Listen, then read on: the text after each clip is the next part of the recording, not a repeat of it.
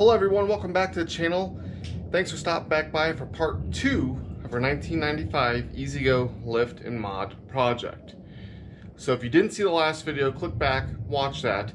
It's where we did the lift on this EZGO.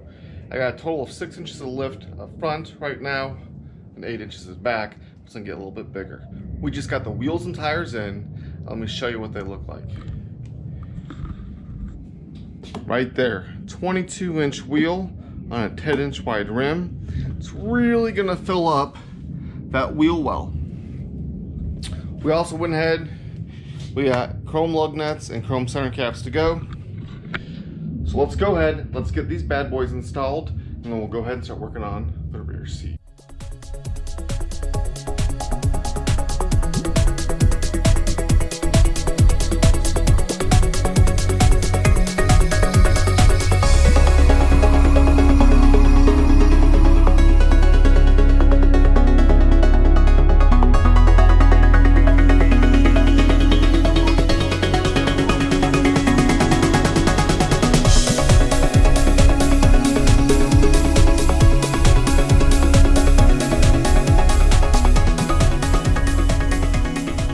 Look at that stance.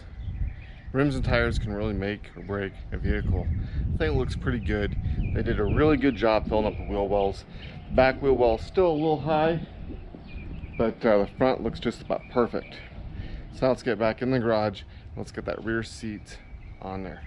Well, since we got the lifts installed, the wheels and tires installed, gave it a little bit of altitude along with attitude, which absolutely, that looks awesome. We have one more thing to install, and that is this. This is a mods flip for rear seat. So what that is it's the seat that's going to come on right here.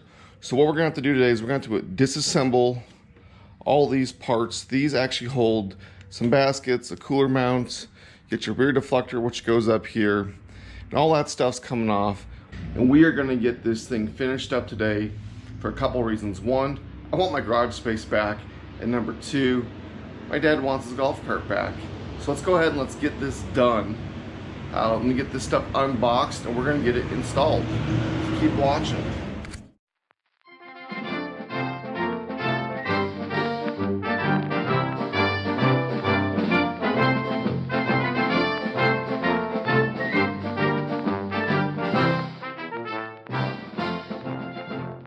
So we got our seat bottom and seat top up here. Looks like we have the frame rest.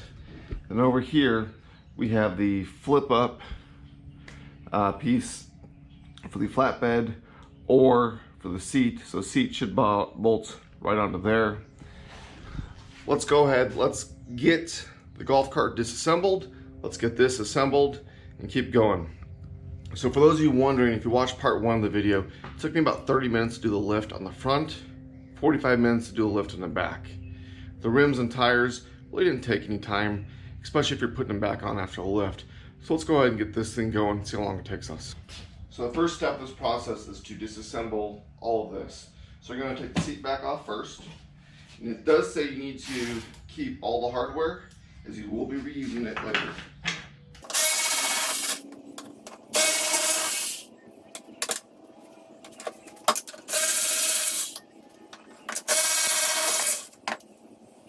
Next thing to remove is the roof supports.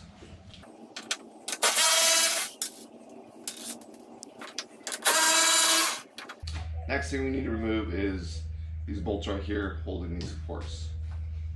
Before you remove these bolts, make sure you have the roof propped up unless you're going to take it completely off.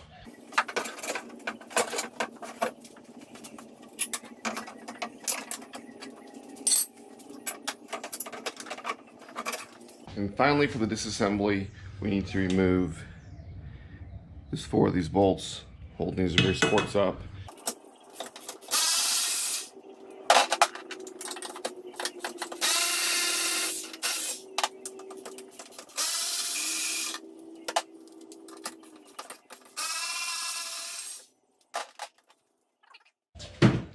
So that's it, that's your disassembly. It's about 5 minutes long, not too hard. Just make sure you support your roof if you have one. If not, go ahead and take the whole thing off. the broomstick works real well.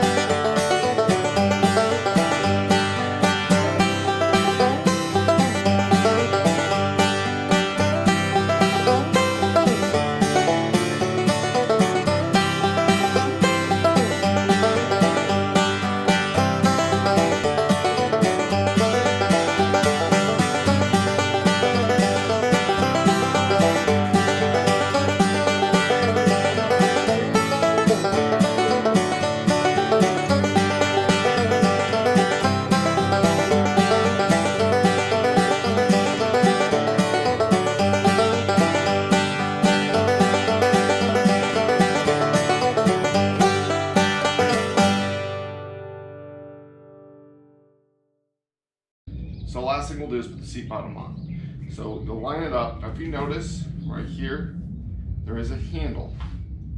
Just gonna line it up.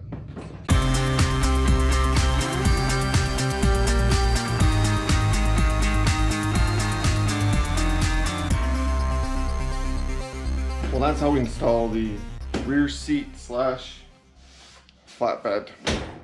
This thing is pretty heavy duty. With the heavy duty leaf springs, definitely gets you up here. The other nice thing with this Mods rear seat is you can get the optional grab handle for the rear. You can get a trailer hitch for it, or even seat belts for the back for the grandkids. Now the downside of this thing is it is horrendous to install when it comes to instructions. And I apologize for not doing a better job showing the install. So it has bags labeled 0, 1, 2, 3, 4. Unfortunately, when we got this kit, 3 of the 5 bags were open. So that's, strike 1. Strike 2 is in the instructions, it doesn't tell you which nut and bolt to use. It just says grab bolts from bag 3. Well, bag 3's got 3 different size bolts, 2 different size bolts. It says grab hardware from bag 1 and bag 3. So it doesn't really show you what to do. You gotta kind of go to their YouTube channel to kind of watch. And between that and the instructions, I figured it out. So again, I couldn't do a better install because I was just pulling my hair out to get this installed. It is really sturdy. It is really nice.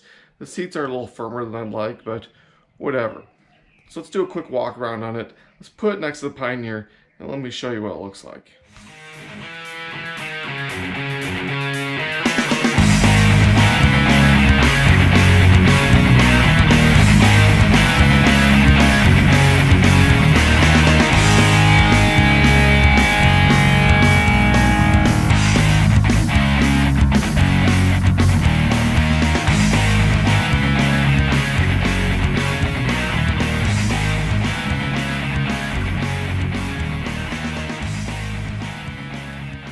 So next to the Pioneer, it doesn't look too bad now.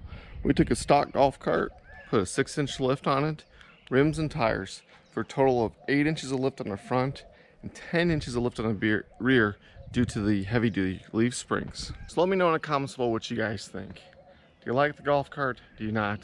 If you're trying to get into the side-by-side world but you don't necessarily have the money for a Pioneer, why not look into one of these? We picked this golf cart up for just under $800 and it had good batteries and a charger. Got a couple $100 in the lift. The most expensive thing was the rims and tires and a rear seat.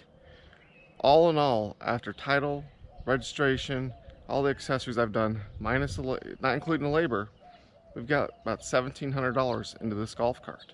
Toward the Pioneer, as it sits there, is around $19,500. It's a lot of money in that Pioneer. It's a big difference. If you're just going around a campground or just want to putz around your neighborhood, look at something like this. It's a good start. why not? Let me know in the comments below what you guys think. Don't forget to give me a big thumbs up if you liked the video. Don't forget to subscribe, and until next time.